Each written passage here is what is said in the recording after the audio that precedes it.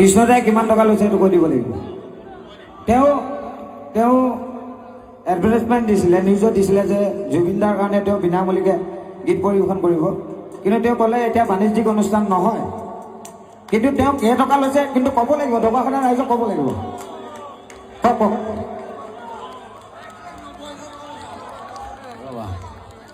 5.5 লাখ টকা লওঁ হা